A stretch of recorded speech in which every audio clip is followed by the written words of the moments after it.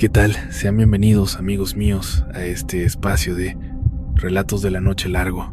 La oscuridad ya nos rodea, y con ella se asoman esos relatos que el sol jamás se atrevería a revelar. Hoy hemos preparado para ustedes una selección de historias inquietantes, cargadas de misterio y escalofríos, narraciones que probablemente les darán vueltas en la cabeza mucho tiempo, después de que este video haya llegado a su fin. Así que busquen un rincón tranquilo, apaguen las luces, colóquense los audífonos si es posible, y olvídense de cualquier distracción. Escuchen con absoluta atención, aunque tengan presente que estas no dejan de ser historias de terror. Que estos sucesos hayan tenido lugar alguna vez no significa que deban temer por ustedes mismos. Al fin y al cabo sería una locura imaginar que el simple hecho de escuchar cuentos a estas horas de la madrugada podría despertar a aquello que debería permanecer oculto para siempre. O tal vez sí. Ahora, inhalen profundamente, apaguen esa última luz que sigue encendida y dejen que las sombras los guíen. Sean todos bienvenidos, una vez más, a Relatos de la Noche Largo. Ese lugar donde cada historia desbloquea una puerta a secretos que, quizás, la humanidad nunca debió desenterrar. Y ahora, que comience el primer relato. Música. Pongámosle nombre a nuestra protagonista de esta noche. Ella es parte de nuestra familia nocturna, y la llamaremos Valentina. Resulta que Valentina, quien, por cierto, no tiene nada que ver con personajes de películas, tiene una abuela y tuvo un abuelo que formaron una pareja sumamente unida, que se querían muchísimo. Un matrimonio muy amoroso, muy cercano a sus hijos, incluyendo a la madre de nuestra suscriptora, formando todos ellos un lazo familiar inquebrantable. Ahora, la abuela y Valentina tienen una conexión muy estrecha y de repente, tras mucho tiempo, le confesó una historia realmente macabra. Pero hay un detalle clave. Valentina me confió lo siguiente: narrador, quiero que entiendas que mi fe en lo paranormal es profunda, y en mi experiencia es porque he tenido que lidiar con situaciones muy oscuras, ya que mi abuela es dueña de una propiedad que está absolutamente embrujada. Esa casa, si es que existe algún portal al inframundo, tiene que estar oculta dentro de las paredes de esa casa. Resulta que cuando sus abuelos eran jóvenes y apenas estaban por casarse, comenzaron un negocio bastante inusual. Imaginen que estamos hablando de allá por 1960, y el giro era muy extraño, porque el abuelo era sastre. Al principio no le iba muy bien, pero poco a poco fue ganando fama porque se volvió todo un experto en la confección de vestidos de novia. La abuela se encargaba de las relaciones públicas, contactaba primero a sus amistades y gente cercana, y así fue atrayendo poco a poco a mujeres que soñaban con tener un vestido de novia espectacular, ya fuera para su propia boda o para algún evento importante de alguien conocido. Además, ella fungía como la secretaria del abuelo y estaba al tanto de cada movimiento económico, atendiendo todas las necesidades que iban surgiendo día con día. Un buen día, cuando ya habían acumulado una buena fortuna, ella le planteó que necesitaban mudarse a una casa mucho más grande, porque el lugar que alquilaban era demasiado pequeño.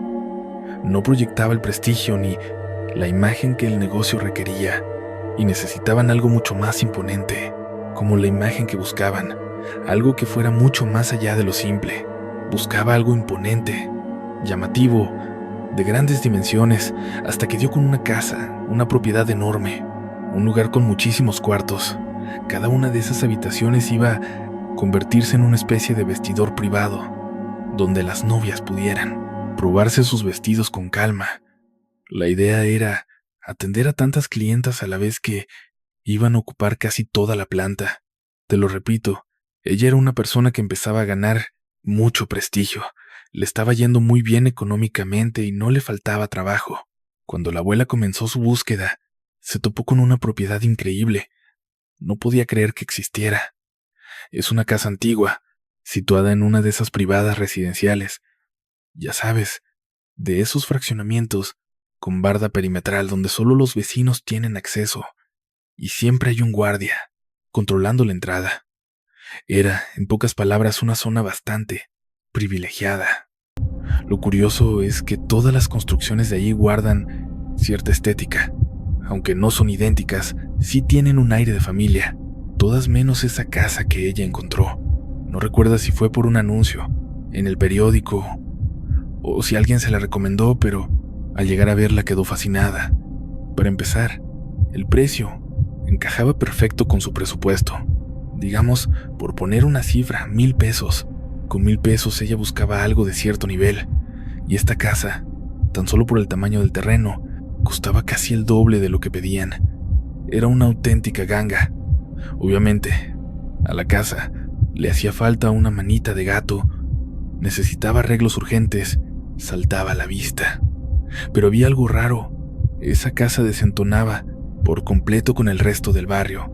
Te insisto, una zona exclusiva, cerrada, y de pronto, esa casa tan extraña, muchísimo más grande. Incluso, si hubiera prestado atención, se habría dado cuenta de que el terreno parecía estar aislado, como si las otras casas no quisieran tener nada que ver con ella. Sin embargo, en ese momento solo vio un excedente de terreno, algo que le convenía. Le encantó y entró. Sí, las condiciones no eran las mejores. Además, era rarísimo. Todas las casas eran de piedra, pero esta tenía interiores de madera. Los pisos rechinaban, hacían ruidos crujientes al caminar. Era evidente que requería muchas reparaciones, pero comparado con el precio de venta, el ahorro era inmenso. Valía totalmente la pena. El lugar era único. Se imaginó a las novias entrando y quedando boquiabiertas, porque planeaba modificar una de las paredes. Quería colocar espejos de piso a techo para que, al llegar, se vieran reflejadas, y después de probarse el vestido, volver a verlas para que notaran ese cambio, ese antes y después. Visualizó la sala, que en ese momento estaba prácticamente en ruinas, con las paredes desgastadas por los papeles tapiz viejos, y soñó con todo, remodelado, paredes blancas, detalles elegantes con decoraciones en color dorado, cositas finas, y un candelabro que parecía sacado de un cuento de princesas. Se imaginó una de las novias tomando su vestido, poniéndoselo encima y empezando a bailar, como si estuviera ensayando el vals con su futuro esposo. Esas visiones que creó en su mente hicieron que no solo quisiera el lugar, sino que lo deseara con desesperación, que lo necesitara. Cuando habló con su esposo, no había vuelta de hoja. Tenemos que comprar esa casa, sí o sí. Y él le decía, oye, pero piensa en las reparaciones, el tiempo, ¿vale la pena? La pena, ¿sabes? De verdad que vale la pena. Esa casa tenía vida propia, te lo digo así de frente, y no tardó nada en mostrarlo. Verás, cuando la gente se obsesiona con un trato, esos tipos querían cerrar todo cuanto antes.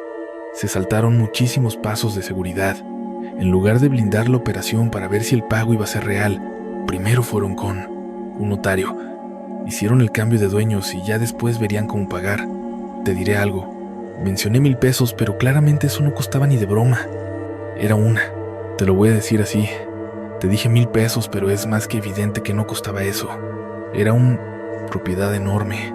No tenía pies ni cabeza, pero para ellos era como si la suerte les hubiera caído del cielo. Cuando llegaron a la casa, sin haber soltado ni un centavo todavía, se dieron cuenta de que los vendedores ni siquiera los estaban buscando. Y habían pasado como 1,5 semanas o 2 desde que tenían las escrituras. Llevan buscando respuestas cerca de 1,5 semanas, quizá 2, desde que empezaron a planear todas las remodelaciones, y desde ese momento las cosas se pusieron raras. La primera vez que subieron al segundo piso, remodelaciones. Y desde entonces todo se siente muy extraño. Cuando suben al segundo piso, fue el inicio de todo, pero no sería la última. Al llegar a la habitación principal, aquella que la mujer había visto, pero no recordaba con claridad, notaron algo muy extraño en la pared, algo que ella juraría que no estaba ahí antes. Notan algo muy raro en una pared, algo que ella juraría que no estaba ahí. Es esa pared es la pared que da hacia el norte. Esa pared que originalmente estaba completamente despejada, ahora tenía una puerta, y era una puerta oscura. Antes estaba totalmente despejada, pero que ahora tiene una puerta oscura. Contrastaba totalmente con el resto del cuarto. que tenía unos tapices bastante deteriorados. Era un papel tapiz verdoso, un tono que en algún momento debió ser como esmeralda. Bueno, para gustos colores, pero ahí estaba esa puerta negra, rarísima, un tono parecido a la esmeralda. Cada quien con sus gustos, pero ahí tienen esa puerta. Las bisagras eran doradas y llamaban mucho la atención. Parecían hechas por un artesano experto, pero donde debería ir una perilla, un pomo o una cerradura, no había absolutamente nada. Es llamativa. Parece una pieza de artesano justo donde debería haber una pared lisa. Estaba simplemente ahí, como si lo hubieran empotrado a la fuerza en la pared. Ella, al verla, volteó con su esposo y le soltó: ¿crees que sirva de algo? Como si estuviera empotrada, metida en el muro. Ella se queda mirando eso, voltea hacia Sue, y el esposo, extrañado, le contestó: no, qué cosa más rara, se ve vieja, mucho más vieja que la estructura de la casa. Ella insistió: sí, te juro que esto no estaba aquí cuando vine la primera vez. Pero bueno, decidieron seguir adelante, ver a dónde conducía y con qué parte de la casa conectaba. Así quedaron, ¿no? Pareja, y le dice: nos lleva a quién sabe dónde, hay que ver con qué parte de la casa conecta. Y así están las cosas. Vamos viendo qué hacemos, dijeron, y siguieron con sus anotaciones y planes de obra.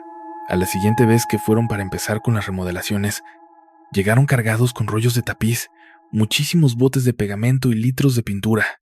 Llegan cargados con rollos y rollos de tapices, traen botes y más botes de pegamento, también cubetas, y esta vez no iban solos, llevaban a todo un equipo de trabajadores. Ya habían pasado 3 semanas y curiosamente nadie les exigía el pago de la casa. Un montón de gente. Ya pasaron 3 semanas y nadie les ha venido a cobrar por la casa. Empezaron con los arreglos, pero algo no cuadraba.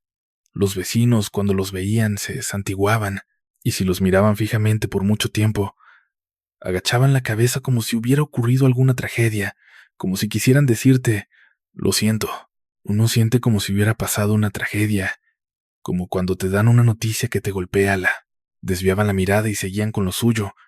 Ningún vecino se acercó nunca, ellos tampoco, porque tenían mucha prisa, a cabeza.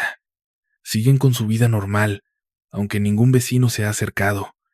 Ellos tampoco lo hacen porque se parecen un poquito a tu narrador el día de hoy. Iban a las carreras. Necesitaban que la casa quedara perfecta, todo en orden. Mucha prisa. Necesitan que la casa quede perfecta, que todo esté en orden, y el tiempo les comía los talones porque tenían un negocio. Día que no dedicaban al negocio, día que dejaban de ganar dinero y los clientes se esfumaban, y pues nadie quiere arruinarse. Es un negocio que va mal. Sienten que se les escapa el dinero.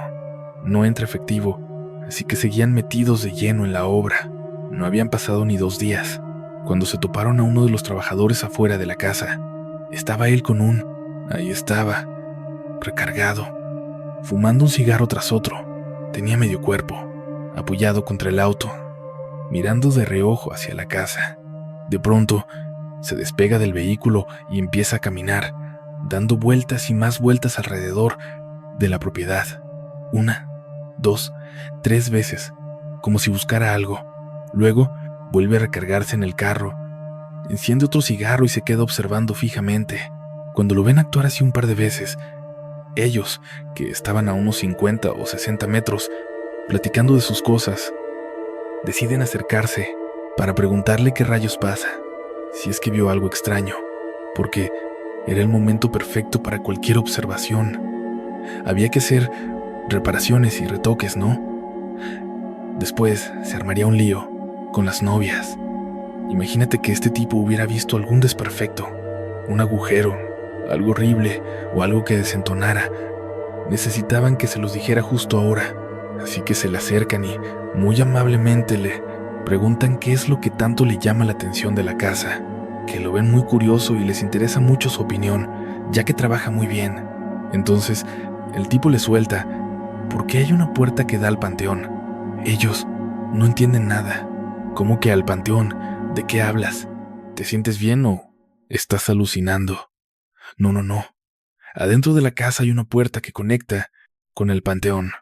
No te seguimos, a ver, explícate mejor. Estoy trabajando con el equipo en la planta, baja, pero me gusta adelantarme. Recordé que me comentaron que en la segunda planta era donde estaban los muros más cargados, así que fui a revisar. Al entrar en la habitación principal, vi una puerta abierta. Se veía muy rara, vieja y de madera pesada, y me dio muy mala espina. Algo oscuro. No quería sugestionar a nadie, pero era extraña. Al asomarme, me di cuenta de que daba a un pasillo sombrío con una escalera de caracol que bajaba. No me metí, solo miré, y la escalera parecía estar iluminada abajo por luz de velas. Salí del cuarto, bajé, y al estar con los muchachos, me sentí muy inquieto. Ese pasillo estaba tan oscuro y ese rincón de la casa se siente tan mal que quise salir para ver dónde terminaba esa puerta del panteón, esa escalera.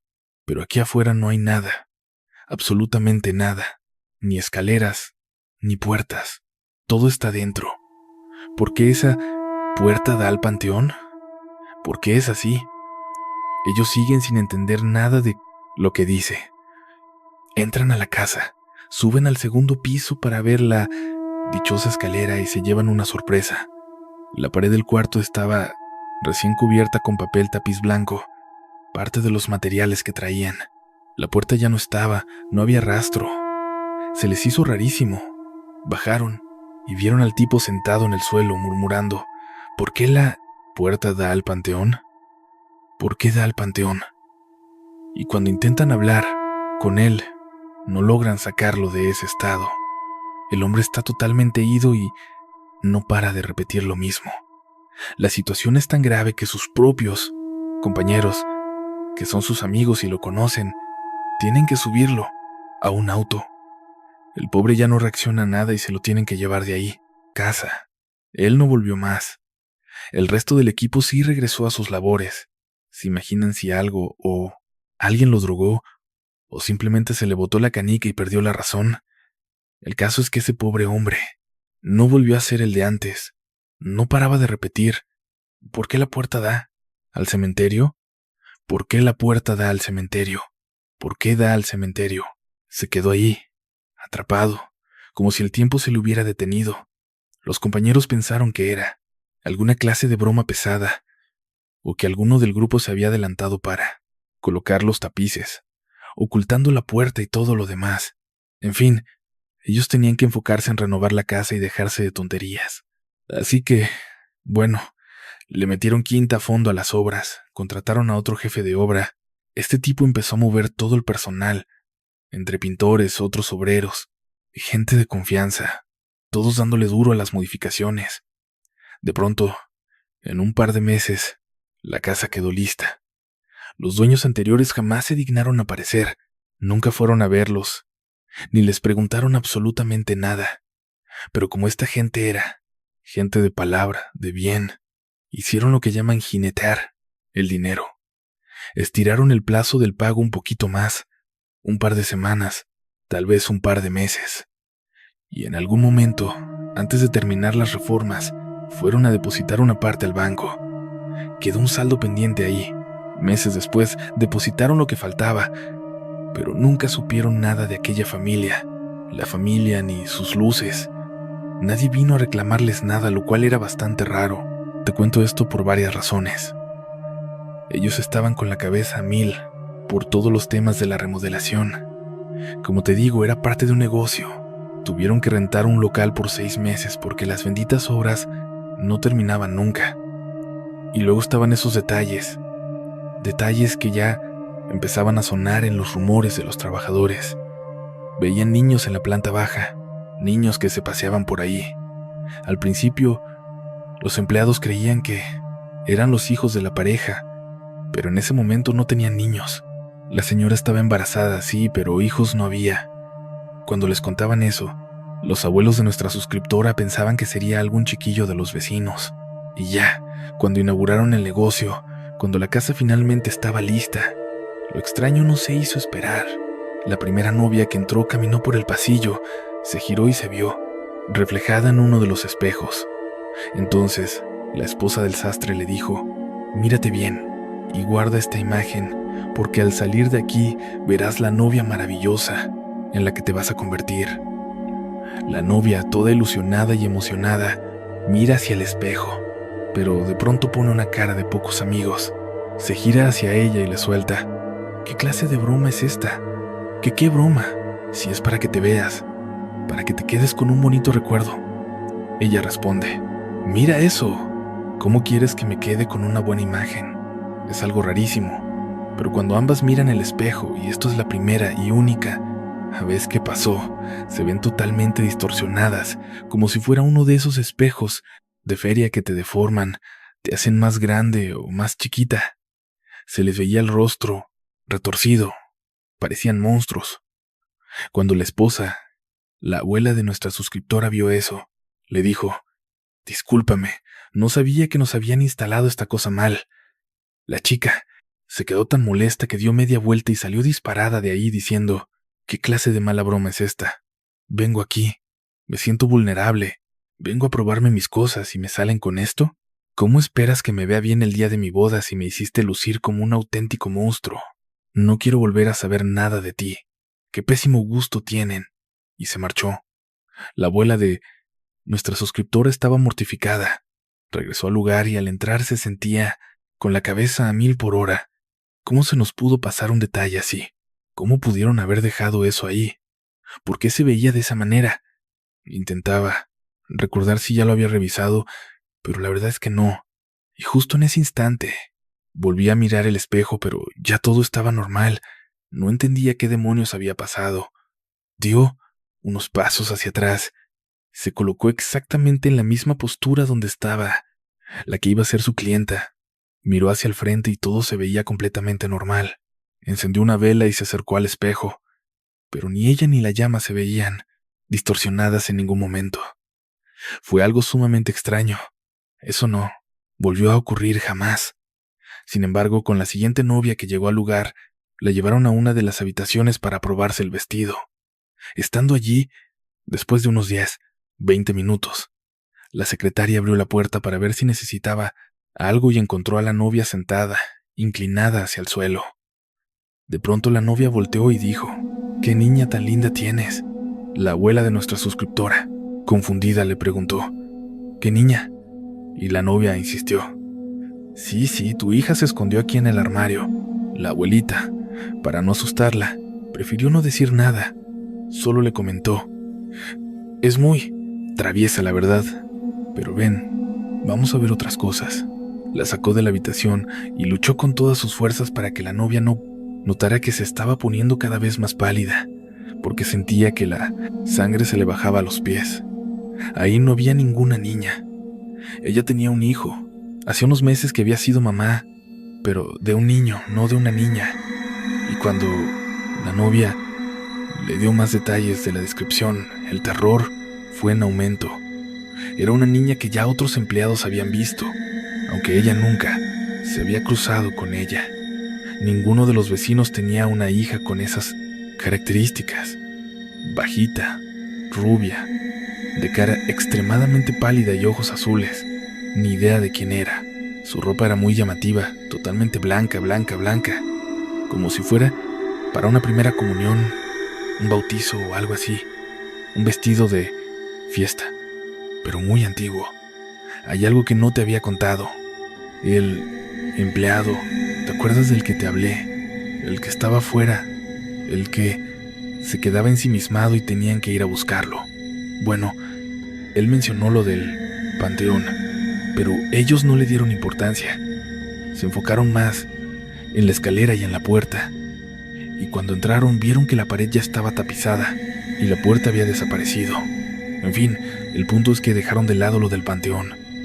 Pasaron varios meses sin que revisaran el resto de la construcción, concentrados únicamente en la parte interna, hasta que una de las novias sufrió un ataque de hiperventilación.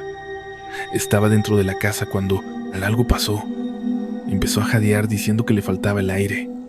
La sacaron de ahí al patio y estando afuera, la chica se les quedó viendo con una cara, una mirada de puro odio, como si quisiera matarlos. Ellos, refiriéndome a los abuelos de nuestra suscriptora, el sastre y su esposa, se quedaron helados, sin entender nada de lo que estaba pasando. Entonces la novia, aterrada pero también con una mezcla de rabia, tristeza y odio, señala hacia el frente. Y es la primera vez en casi un año que se dan cuenta de algo. Sí, pegado al patio, en una parte de la propiedad, hay un cementerio. Ahí mismo, en medio de la colonia, hay un panteón. No entiendo qué clase de permisos o cómo demonios permitieron eso, pero allí estaba. Un cementerio cercado por rejas, sin una sola puerta de acceso. Es una reja que lo separa del resto del vecindario, pero no son muros ni paredes, ni tiene entrada. No hay divisiones, solo lápidas. Cuando ella, la novia, señala hacia allá, la secretaria, la abuela, se le queda viendo a su esposo, el sastre. Ambos voltean hacia el panteón y se quedan mirando, paralizados, sin saber qué hacer. La chica, aún con el vestido de novia, se levanta la falda y camina con paso firme hacia la casa. En menos de 5 minutos se cambia de ropa, sale y le suelta. Solo a ustedes se les ocurre poner un negocio de vestidos de novia al lado de un cementerio. ¡Par de imbéciles! Me voy a encargar de que todo el mundo se entere. Y no estaba fanfarroneando. Empezó a contarle a todo el que conocía lo que pasaba, y era el primer tema que sacaba en cualquier conversación. Hablaba con tal desprecio que el negocio se les vino abajo. Toda la inversión, todas las remodelaciones, se fueron directo a la basura porque nadie quería saber de ellos. El sastre, que era tan bueno en lo suyo, empezó a ganar una fama tan pésima que tuvo que buscar trabajos de otra cosa. En menos de 5 meses, ya vivían apenas al día, y ese lugar que debía ser un local para vestidos, terminó convirtiéndose en su hogar. Y ahí fue cuando empezaron las pesadillas. El sastre, su secretaria, la abuela de quien nos escribe, y su primer hijo fueron los primeros en vivir ahí. Tuvieron que quedarse a la fuerza. Imagínate lo extraño que es vivir en una construcción que no fue diseñada como casa, sino como local comercial. Cada habitación tenía una decoración temática. Algunas parecían el castillo de una princesa, otras la sala de un palacio. Cosas que, viviendo ahí, se sienten muy perturbadoras.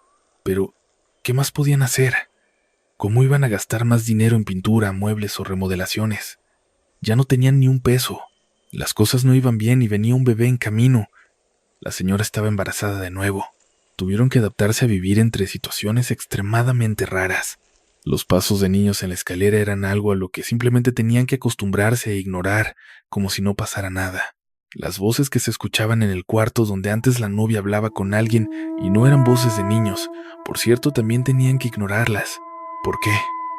Porque cuando abrías la puerta y no encontrabas a nadie, daba mucho más miedo que simplemente convencerte a ti mismo de que era un familiar o alguien charlando. Intentaban no pensar que esas voces venían de habitaciones que se suponían vacías, en las que más de una persona ha visto lo que parece un espectro. El tiempo siguió su curso. La familia creció y todos los hijos de ese matrimonio se acostumbraron a la casa. La propiedad tenía cosas muy extrañas. Escondía sorpresas para todos. Desde una, aquella novia convirtió el lugar en su hogar, y fue ahí precisamente donde empezaron las pesadillas. El antepasado, junto con su secretaria, que resulta ser la abuela de nuestra suscriptora, y su primer hijo, fueron los que estrenaron la casa. No les quedaba de otra más que instalarse allí. Y es que, imagínate lo rarísimo que debe ser habitar un sitio que nunca fue diseñado para vivir, sino para hacer negocios. Cada cuarto estaba ambientado con una temática distinta. Había habitaciones que intentaban imitar el castillo de una princesa, otras que parecían el salón principal de una fortaleza, y todas esas cosas que, en la práctica del día a día, resultan de lo más inquietantes. Pero, ¿qué más podías hacer? Te ibas a gastar lo poco que quedaba, en pintura, en remodelar o en cambiar tapices. Ya no había ni un peso para invertir. El negocio iba mal y, para colmo, venía otro bebé en camino. La señora estaba embarazada otra vez. Así que no les quedó de otra que acostumbrarse a convivir con cosas muy, muy, muy raras. Escuchaban pasos de niños subiendo y bajando las escaleras, y tenían que hacerse los locos, fingir que no pasaba nada. Voces que salían de aquel cuarto donde la novia supuestamente charlaba con una niña, pero que claramente no eran de un niño. También tenían que ignorarlas. ¿Por qué? Porque si abrías la puerta y no encontrabas a nadie, el miedo era mucho peor que simplemente engañarte a ti mismo, pensando que quizás era un familiar o alguien que estaba hablando por ahí, evitando aceptar que En realidad, dentro de una de esas habitaciones que se suponía estaban vacías, más de uno ya había visto lo que parecía ser un fantasma.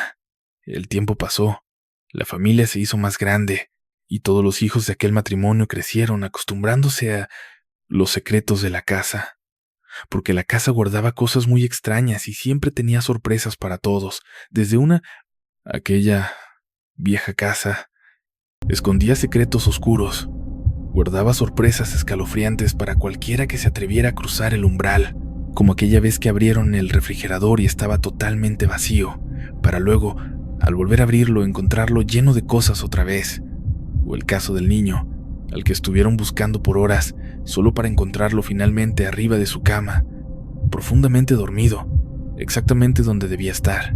Lo escalofriante es que él debió haberse despertado unas 5 horas antes, cuando empezó todo el alboroto de la búsqueda, con aquel ruidazo, gente entrando y saliendo, puertas azotándose. Incluso varios de sus padres y hermanos revisaron esa misma cama y jurarían que ahí no había nadie. Ese detalle fue de lo más extraño. Cada uno de los hermanos tenía sus propias vivencias. A todos les pasaban cosas distintas, y con el paso del tiempo, la casa terminó creando su propia mitología. Decían cosas como: ni se te ocurre invitar a nadie cuando haya luna llena, o a esta casa le dan alergia a los crucifijos. Eran sus reglas. La familia ya vivía acostumbrada a todo eso. El hijo mayor, que nació justo cuando se mudaron, ya tenía 16 años y había pasado toda una vida ahí. Sus otros 3 o 4 hermanos, porque era una familia bastante grande para la época, también estaban curados de espanto. Los padres ya ni se inmutaban cuando los escuchaban charlando animadamente con personas que, obviamente, no estaban ahí. Se habían acostumbrado a que, en más de una ocasión, los niños hablaran de aquella puerta. ¿Te acuerdas de esos tapices blancos en las paredes? Los chicos contaban que, al entrar al cuarto, todo lucía normal, excepto por una parte donde aparecía una puerta de madera muy oscura. Tenía unos herrajes dorados, hechos con una precisión tal que parecía obra de un artesano experto. Era una puerta que siempre estaba cerrada a cal y canto. No tenía ni pomo ni cerradura, simplemente estaba ahí, incrustada en la pared. Además, los niños nunca se acercaban al panteón porque decían que veían cosas horribles. Con el tiempo, los niños crecieron, el sastre y su esposa se convirtieron en abuelos y la historia siguió su curso. Llegó un momento en que, por pura salud mental, decidieron abandonar la casa. La familia se dispersó. Los hijos formaron sus propias familias en otros lugares y la propiedad quedó ahí, a la deriva. Es justo en este punto donde entra nuestra suscriptora, quien es hija de la segunda de los hermanos. Ella sabía, por rumores, que su abuela tenía una casona abandonada y que sus tíos habían pasado experiencias sumamente extrañas ahí dentro. Siempre intentaba sacarles información, pero nadie quería tocar el tema. Tuvieron que pasar los años. Cuando ella cumplió unos 15, 16 o 17 años, la abuela finalmente comenzó a soltar prenda. Al principio, ella escuchaba todo como si fueran simples cuentos de la abuela, sin darle importancia. Pero a los 16 años, con la rebeldía de la edad, le pidió a su abuela las llaves de la casa para ver si podía arrancar algún proyecto ahí con su novio. La abuela se negó rotundamente. Le advirtió que no le convenía, que ese lugar tenía una vibra pesada y que nadie que hubiera vivido allí había terminado bien. El abuelo había muerto joven y todos los muchachos guardaban recuerdos aterradores que, como te decía, preferían no contar. La abuela le suplicó que no fuera, pero la chica fue tan insistente que al final, una mujer mayor, cansada y que ya llevaba tanto tiempo fuera de esa casa, terminó cediendo, quizás pensando que todo aquello era cosa del pasado. Jamás se acercaban al cementerio. Aseguraban ver cosas extrañas, y el tiempo siguió su curso. Los niños crecieron. El sastre y su mujer se hicieron abuelos y, bueno, la vida siguió avanzando hasta que llegó un punto en el que, por la salud mental de todos, terminaron abandonando la casa.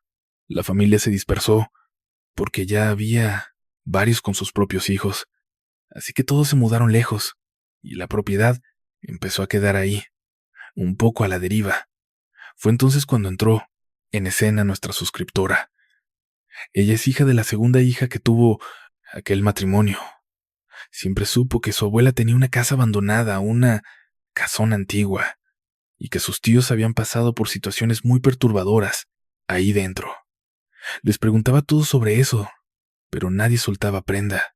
Con el paso de los años, la chica cumplió 15, 16, 17 años, y la abuela por fin empezó a abrirse y a contarle las historias. Ella confiesa que, al principio, lo tomó simplemente como los típicos cuentos de abuela, pero a sus 16 años, tuvo un novio y le insistió a la abuela para que le prestara las llaves, con la excusa de que querían iniciar un proyecto ahí.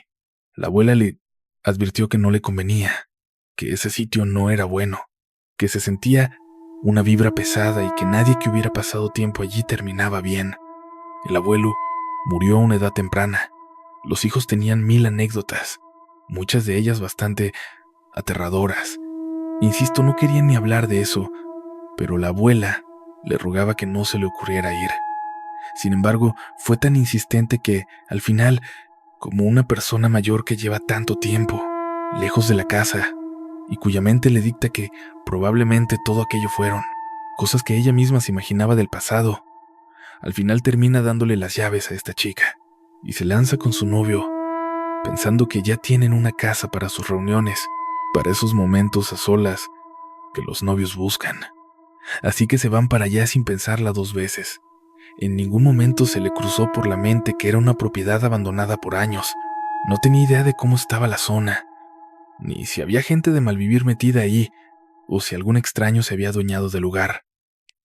Ni siquiera consideró que pudiera estar en condiciones tan deplorables que, lejos de ser una escapada romántica, estuvieran a punto de meterse en una pesadilla de lo más repugnante, llena de insectos, telarañas, capas de polvo, moho y cosas por el estilo. No pensó en nada de eso.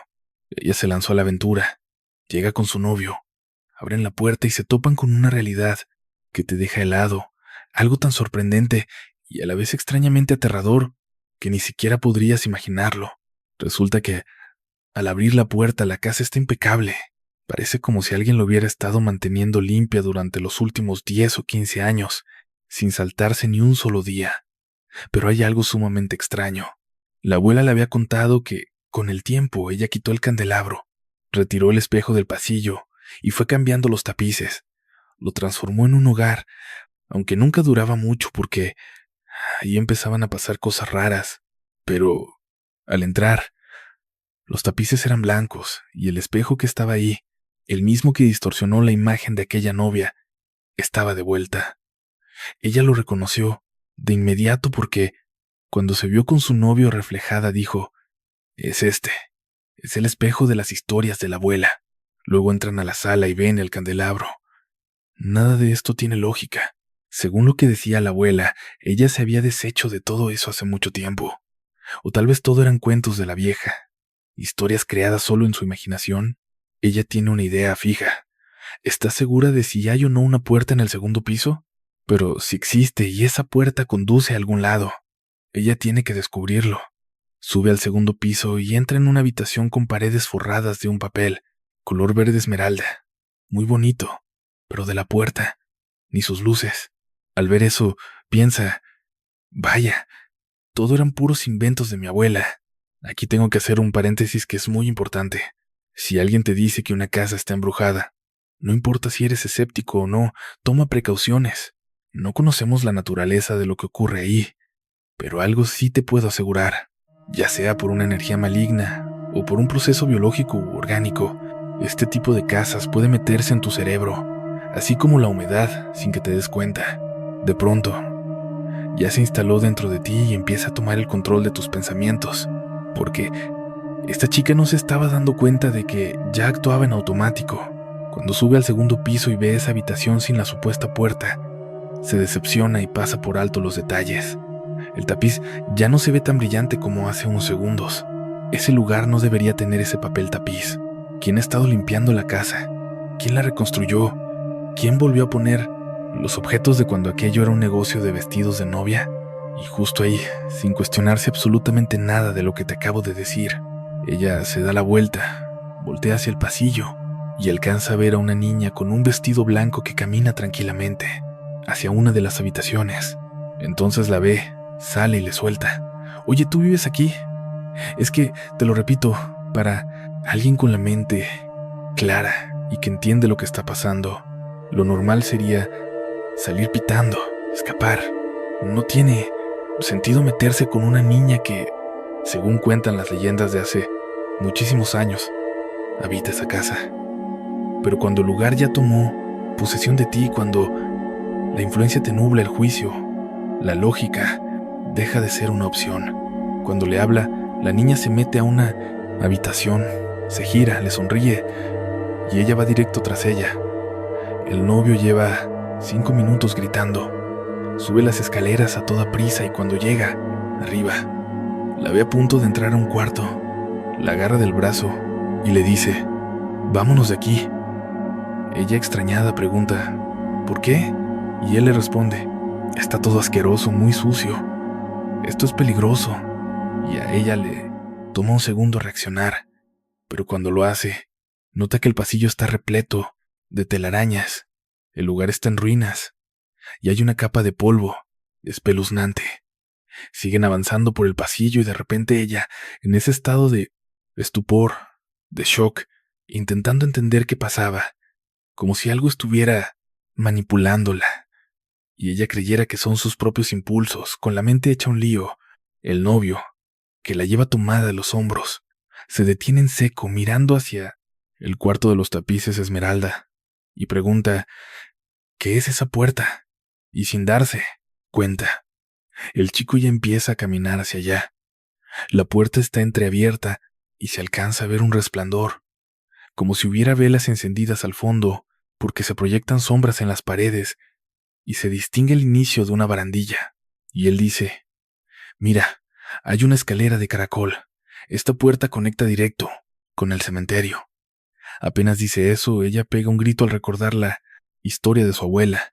Se le pega al rostro para que reaccione, pero él, aunque intenta hacerle caso, tiene una parte de la mente desconectada y ella insiste: «Reacciona, por favor, vámonos de aquí, larguémonos». Y él parpadea de repente y dice: «¿Qué pasó? ¿Qué fue eso? ¿Dónde estoy? ¿Dónde estoy?».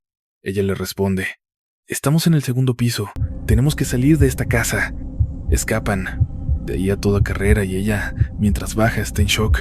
Ese espejo que estaba ahí, el que distorsionaba todo, ahí no hay nada. Es solo una pared descascarada que lleva muchísimos años sin que nadie la toque. Y aunque hay muchos colores en el lugar, ninguno es blanco. Sigue caminando por el pasillo. La suciedad es realmente asquerosa.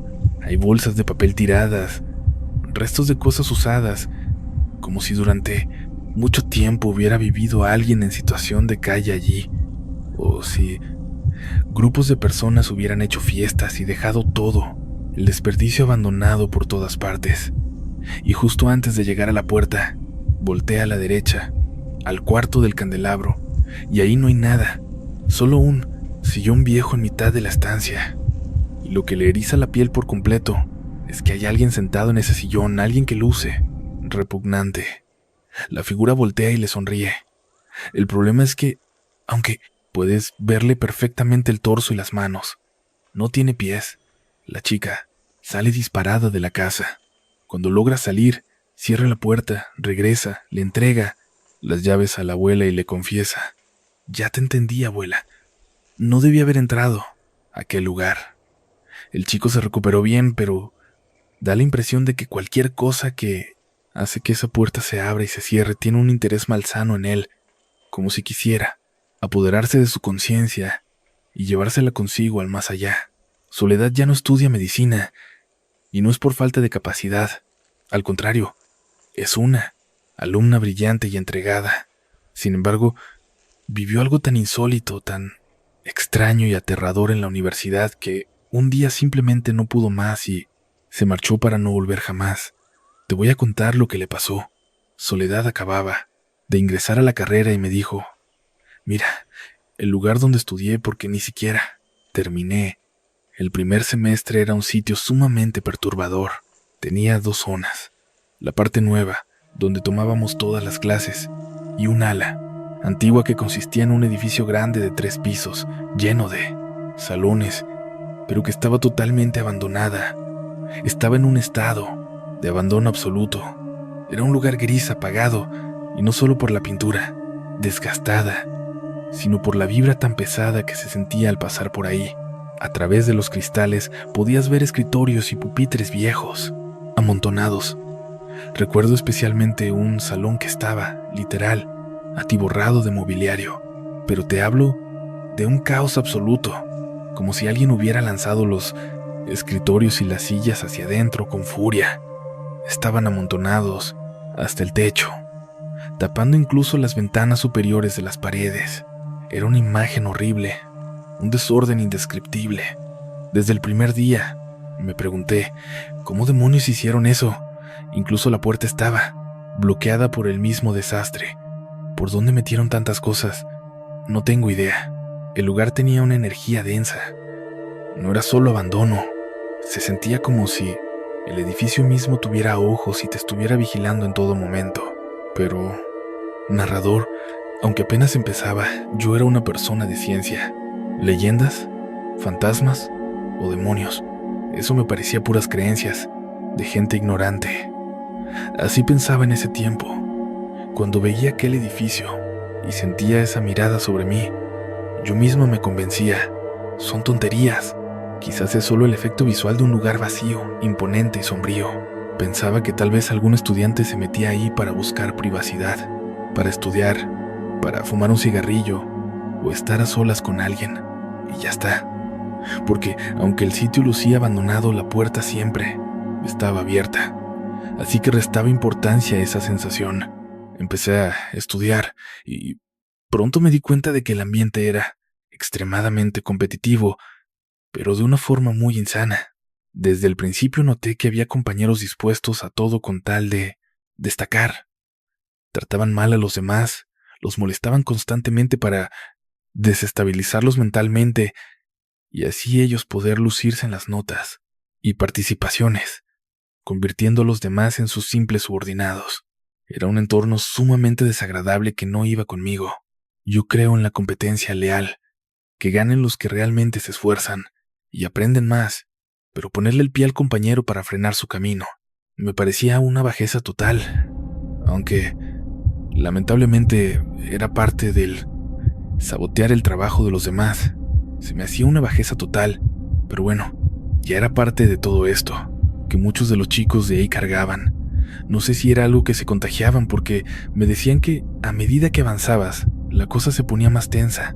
Los profesores también tenían un carácter insoportable. Eran unos gritones, tipos sumamente exigentes y duros con nosotros. Todo el ambiente era de una competencia feroz, cargado de estrés. Y te lo digo desde el primer segundo en que ponías un pie en la facultad. Desde el curso propedéutico ya se respiraba una tensión enorme. Por eso me fijaba en todo lo que hacían. Cuando arrancó el semestre, aquello se convirtió en una verdadera carrera de supervivencia contra mis propios compañeros. Llegó un punto en el que me hundí un poco. No tenía amigos, no me relacionaba con nadie. Como me había ido muy bien en el propedéutico. Varios profesores hablaban maravillas de mí. Eso hizo que me echaran el ojo. Y en cuanto podían, me ponían la zancadilla. No, literalmente, claro, sino que me hacían quedar mal frente a los maestros, se metían conmigo, me desaparecían las libretas donde tenía mis apuntes, o iban a hablar pestes de mí a mis espaldas. Era horrible, un ambiente súper tóxico, pero muy tóxico. Bueno, llega la época de exámenes y me largo a la biblioteca a estudiar, porque eran sesiones maratónicas. Tenías que quedarte horas y horas y horas y horas. Salías a estirar las piernas un rato, regresabas y a seguirle. El caso es que jugaban conmigo. A la primera que me levantaba de mi lugar, me quitaban mis cosas y las escondían para hacerme perder tiempo. Me hacían desaparecer los libros. Una vez, te lo juro, me borraron mi libreta de apuntes. Tuve que volver a empezar a estudiar todo, no se valía. Yo me iba dando cuenta de quiénes eran los 3 o 4 que estaban metidos en eso, porque siempre se quedaban mirándome, como si estuvieran esperando a que explotara, que me pusiera a gritar o algo así, pero no iba a caer en sus jueguitos. Cuando empezaron los exámenes y me hicieron esas bajezas, me dije, por ahí no paso. Un día decidí que no iba a volver a la biblioteca y me fui al edificio abandonado. En el edificio abandonado nadie me molestaba ni se metía conmigo. Muchos de ellos contaban historias de que ahí daban miedo, que asustaban, puras tonterías. A mí lo único que me importaba era terminar mi carrera y ser la mejor doctora que pudiera haber. Aunque estuviera en primer semestre, todo cuenta. Es conocimiento, es valioso aprender las cosas bien. Así que, al diablo con ellos, si lo que quieren es perder el tiempo en esa competencia ridícula y en sus zancadillas, pues son juegos de niños que no me interesan.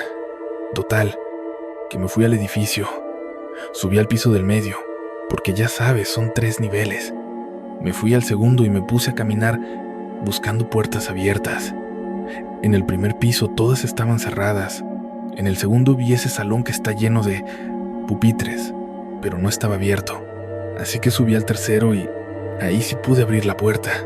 El salón estaba muy raro. Hay un pupitre que está de frente a donde antes estaba el pizarrón, pero ahí mismo, enfrente, hay una pila enorme de bancos, esos pupitres de madera viejos que tenían como una paleta pegada para que pusieras tus libretas y tus apuntes. Estaban todos amontonados haciendo una especie de montaña. Son bancos antiquísimos, pero justo en el centro del salón, a la altura perfecta para que los veas desde la puerta. Hay uno ahí en medio que apunta, desde lo alto, justo como para que alcances a distinguirlo desde la entrada. Se alcanza a ver una extraña marca en el centro que parece señalar hacia algo peor, por allá. Seguro alguien vino a estudiar y movió un banco para sentarse. Lo dejó ahí. Pero es rarísimo, porque ese banco es azul, y todos los que están enfrente son de madera, color café, y otros que ya se ven bien viejos, desgastados, oscuros. En fin, dan mala espina, ¿no? Pero bueno, ahí está el montón, así que me voy a sentar ahí para estudiar todas las horas que sean necesarias. Me acomodo y me pongo a estudiar. Uso un ladrillo que encontré tirado en los pasillos, uno que estaba medio suelto de la pared, y lo pongo para trancar la puerta desde adentro. Me concentro en mis cosas. No sé ni cuánto tiempo pasó. Estaba metidísima en el estudio, dándole vueltas a la materia, cuando de pronto escucho que alguien viene corriendo por el pasillo. Pensé, ni crean que me van a asustar. A mí no me van a espantar. Así que agarro mi mochila y me la pongo al frente, por si alguien viene corriendo y choca conmigo. Salgo, caminando a paso rápido, y me paro justo en medio del pasillo para que vean que no les tengo miedo, porque seguro son uno de estos idiotas que no han dejado de molestarme. Escucho los pasos, escucho la carrera, y siento que se me vienen encima. Entonces salgo así, con los ojos medio cerrados, los abro de golpe y nada, no hay nadie en el pasillo, pero escucho que pasan a un lado de mí y siento un vientecito helado. Digo, ¿qué onda? Probablemente abrieron una puerta rápido y me confundí. Alguien pasó por arriba y coincidió con esto. Va, no me van a asustar. Regreso, me siento en el banco, saco mi libro otra vez, me pongo a repasar mis notas y de repente escucho que me susurran al oído: Petty. No quiero reaccionar, narrador, pero se me puso la piel chinita, toda. De verdad, se me erizó todo el cuerpo. No, reconocí la voz, pero la escuché aquí mismo, como si se me hubieran pegado. Quise sobrereaccionar, con la piel toda erizada. Solo volteo a un lado y suelto: ¿qué quieres? Pero ahí no hay nadie. Me quedo pensando si ya estoy alucinando de tanto cansancio, de tanto estudiar. Mejor voy a tomar unos minutos. Voy a descansar, a despejar la mente. De todos modos, así no voy a aprender nada.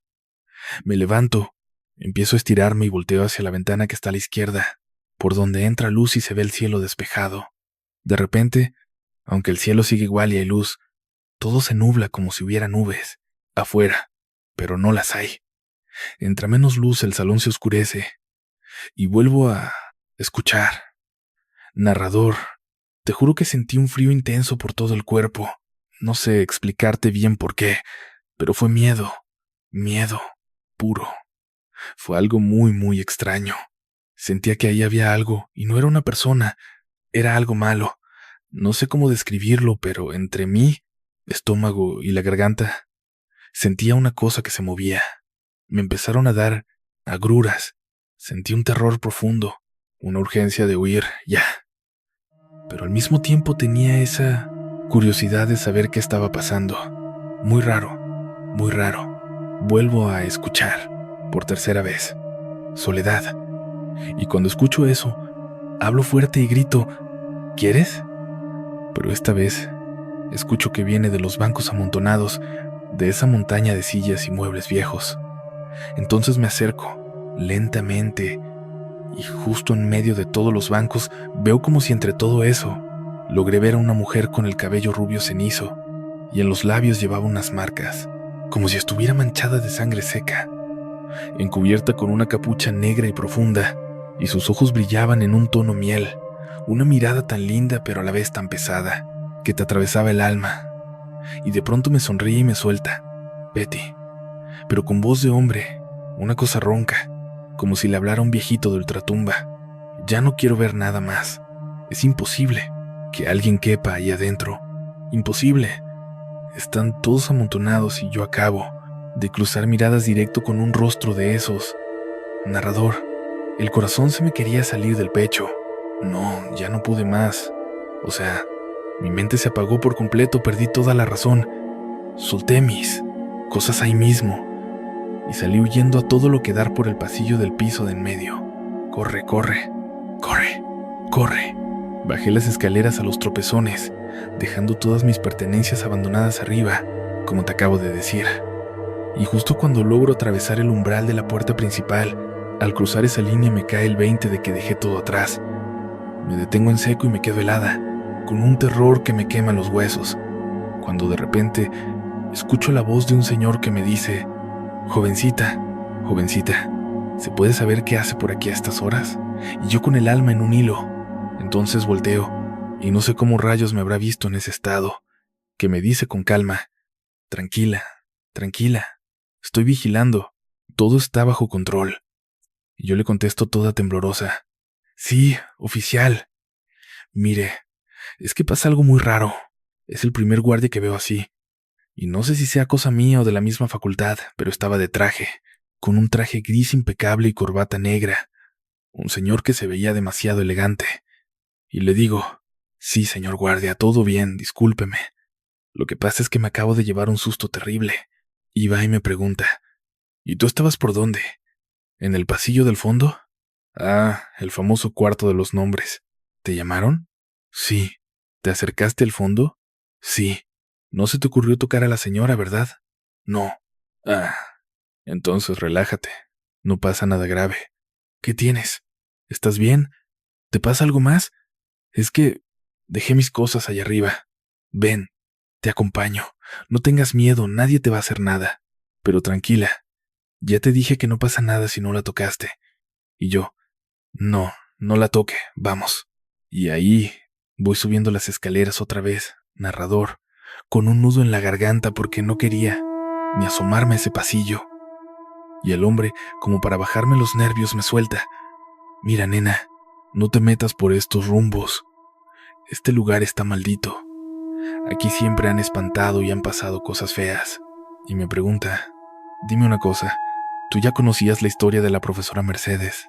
Y le contesta uno, no, la mera verdad jamás había escuchado nada de ninguna profesora Mercedes. Pues si le preguntas a los profesores viejos nomás te dirán, es una maestra que se acaba de jubilar, pero ninguno te va a contar la verdadera razón. Verás, a la profesora Mercedes se le ocurrió meterse exactamente al mismo cuarto, al mismo salón maldito al que tú entraste hoy. Escuchó que la llamaban y cayó redondita. Sí, cometió la torpeza de tocar a esa entidad. Jamás, por ningún motivo deben tocarlas.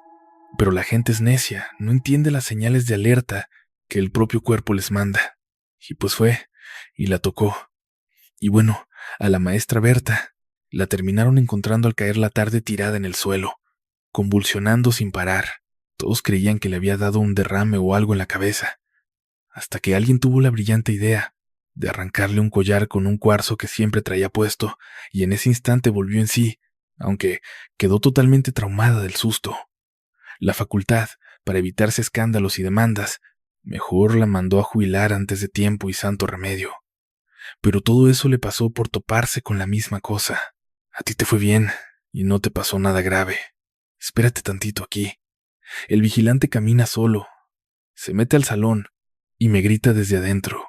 Listo, ya puedes pasar, ya está todo despejado. Entro con el corazón en la boca. Mis cosas seguían exactamente en el mismo lugar. Las aventé a la mochila como pude. Y de salida me dice, ¿sabías que en el cuarto de al lado hace mucho tiempo un estudiante se quitó la vida? Y remata, y la gente sigue. Por fin entendí por qué estaba siempre entre los favoritos. De verdad, es buenísimo, muy, muy bueno. Me cuenta.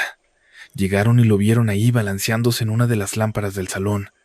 El pobre no encontró otra salida y decidió colgarse. Apenas lo bajaron, empezaron a escucharse crujidos extraños en ese cuarto. La gente decía que lo veían ahí, durante muchísimo tiempo, cuando alguien pasaba por fuera, sobre todo al caer la noche, se alcanzaban a ver luces encendidas y la silueta de alguien colgado en el salón. Por eso decidieron clausurarlo. Metieron todas las bancas y sillas por la ventana. Yo me quedé helada, porque sin que yo dijera nada, me estaba respondiendo exactamente lo que me cuestionaba días atrás. Me decía, desde el segundo piso y desde abajo, aventaban las sillas por la ventana para sellarlo. Lo tapizaron de pura basura para que nadie viera nada hacia adentro y no se armara el escándalo. Pero esas no son maneras de ocultar lo que pasa aquí. Me dice, este edificio está maldito, tienen que derribarlo. Pero no entienden, no quieren entender, solo les importa el dinero. Aquí, en ese mismo salón, 2 directores sufrieron infartos. Uno entró sin imaginar lo que encontraría. Se topó de frente con esa mujer, y el corazón simplemente le estalló. Y el otro, bueno, ese ya había entendido, ya sabía que debían demoler el lugar y estaba por hacerlo. Pero dicen que aquí hay cosas que se resisten a irse. Cuando ya estaba en su casa, a punto de empezar la obra, lo llamaron de emergencia. Algo le estaba pasando. La gente de la facultad tuvo que ir a buscarlo. Cuando lo encontraron, estaba tirado en medio de su sala, fulminado por un infarto. Pero, por la posición en la que quedó, parecía que estaba intentando huir de algo. Jamás supieron qué fue, porque no fue una persona quien lo lastimó. Pero escúchame bien, a ti no te pasó nada, así que ten mucho cuidado y no vuelvas nunca a este sitio. Tienen que tumbar este edificio, pero la gente no entiende. La chica que me contó esto me dice, bajé, me fui caminando y no podía dejar de temblar. Mi cabeza intentaba recordar todo lo que había estudiado, pero se me había borrado todo por el miedo. Quería ir a la subdirección a darme de baja o suspender, porque no iba a ser capaz de presentar ese examen. No sabía qué hacer. Al entrar a la oficina abrí la puerta y me topé con una pared llena de fotos. De repente, vi un retrato que me dejó extrañada. Era alguien que yo ya había visto. Hice memoria y de golpe me di cuenta. Era el guardia, el vigilante. Ahí estaba en uno de los cuadros que decía 1984 a 1988, director Jesús Salazar Almaguer. Cuando vi eso les pregunté, oigan, ¿él trabaja aquí en la facultad? Y me dijeron, pues claro, fue un gran director, una excelente persona. Pero ¿cómo que gran director? ¿Por qué está de guardia? ¿De qué hablas? Me dijeron, si él terminó su periodo antes de tiempo, falleció aquí, en la sala antigua, nos dio un infarto. Parece que algo le dio un susto tremendo o algo así. Y pues, al pobre, no pudimos salvarlo, me quedé fría. Ese día no me di de baja de la materia, me di de baja de toda la facultad. Desde ese momento supe que la medicina no era para mí. Y así, queridos amigos que acompañan a Relatos de la Noche Largo en esta velada oscura, hemos llegado al final de nuestro viaje. Espero que las historias de hoy les hayan regalado momentos de misterio, escalofríos y mucha emoción. Ahora es momento de apagar la luz, soltar las preocupaciones, cerrar los ojos y disfrutar de un sueño profundo y reparador. Almaguer. En cuanto lo vi, les pregunté, oigan, ¿él sigue en la facultad? Me dijeron que sí, que claro, que era un gran director, una persona increíble. Y entonces le solté, ¿y por qué está trabajando de guardia? ¿Pero qué dices? ¿Cómo va a estar trabajando de guardia? Si él terminó su gestión hace años, murió en el edificio viejo, le dio un infarto ahí dentro, dicen que se llevó un susto de muerte, o algo por el estilo, y al pobre no hubo forma de sacarlo de allí. Les juro que me quedé helada. Ese mismo día no solo me di de baja de la materia, me salí de la carrera por completo y me dije a mí misma: Betty, la medicina simplemente no es lo tuyo. Y así, con este relato, queridos amigos que nos escuchan en Relatos de la Noche Largo, en esta velada de sombras, cerramos nuestro recorrido por hoy.